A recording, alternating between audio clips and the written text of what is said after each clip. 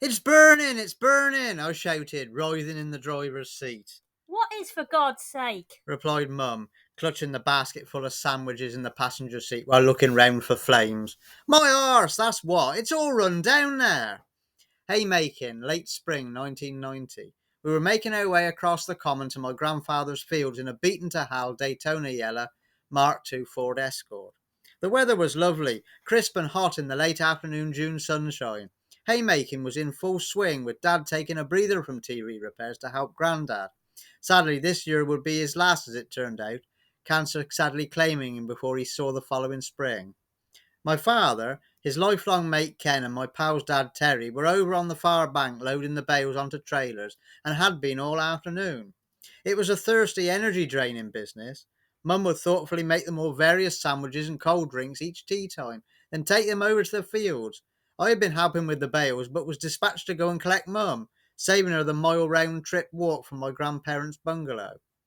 The old two-door Ford was an MOT failure through rust. It was bought just to bomb around the fields in during the summertime.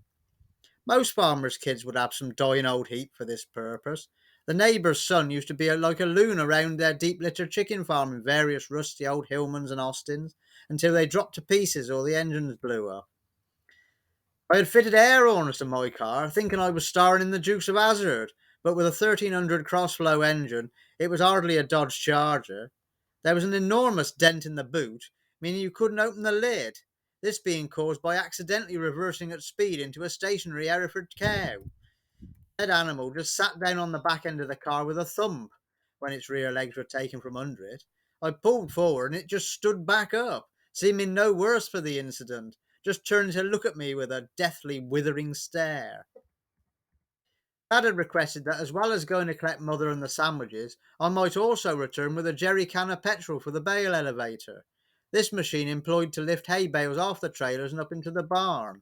Because the car's boot lid was mangled, I just stood the can of fuel in the driver's rear footwell behind my seat. Being a warm day, I was only wearing shorts and boots, no t-shirt. As we bounced along over the rough common track, I guessed the cap on the can must have shaken loose. Going through the brook was the last straw. The lid dropped off, and as the suspension rebounded, a plume of petrol shot up out of the can, hitting the car's headlining before flooding down my back, between my buttocks and up my ass crap. My balls also getting a liberal bathing too. Within seconds, my rear end was raging. Jumping out, I grabbed a bottle of lemonade from the tea time basket and poured it all down my bum before getting back in the car, securing the lid on the fuel can and pressing on across the fields. My father and the other blokes erupted with laughter when informed of this event by Mother, whom I then took back with me to my grandparents' bungalow before going and parking myself in Grand's bath, half filled with cold water. There is a condition amongst the farming community known as farmer's arse, caused by sweat and dust chafing your buttocks, but this was my own personal version. Hello. If you've enjoyed my video and would like to hear more, please subscribe to my channel and also share. It really means a lot. Take care.